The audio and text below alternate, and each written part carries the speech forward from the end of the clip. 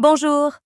Les Misérables, œuvre magistrale de Victor Hugo, publiée en 1862, nous entraîne au cœur d'un XIXe siècle tourmenté où s'entrelacent misère, espoir et quête de justice.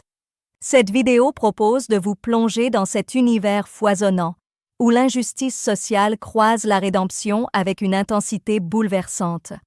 Dans les rues de Paris, dans les campagnes oubliées, résonne le récit de Jean Valjean, ancien forçat au passé marqué, rejeté et traqué, qui porte sur ses épaules le poids des fautes passées.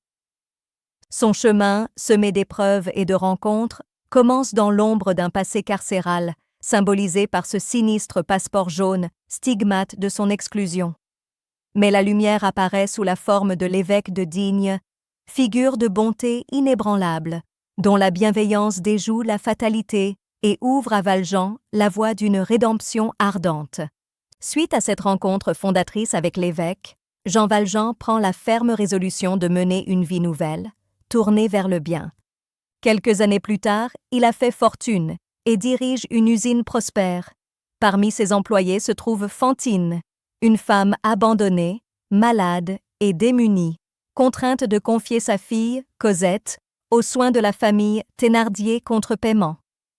Cosette grandit alors sous le joug de ces logeurs négligents et cruels, maltraités, battus, travaillant sans relâche et dormant dans l'écurie.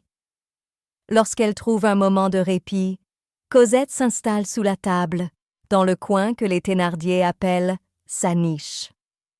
Pendant ce temps, Fantine, renvoyée de son emploi, tombe gravement malade et, au bord de la mort, demande à Jean Valjean de ramener sa fille auprès d'elle. Fantine meurt avant de revoir Cosette, laissant Valjean s'engager à retrouver et protéger l'enfant. Une nuit froide de Noël, à Montfermeil, Valjean rencontre Cosette dans la forêt. Intrigué, l'homme s'enquiert de son nom et apprend qu'elle habite Montfermeil et sert Madame Thénardier. Il décide alors d'aller séjourner chez cette dernière.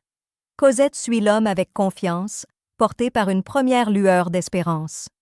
Malgré son passé de souffrance, une joie secrète éclaire son cœur, tandis qu'elle avance vers un avenir plus doux. Les Misérables s'imposent aujourd'hui encore comme un monument littéraire, non seulement par la grandeur de son écriture, mais par la profondeur de son message.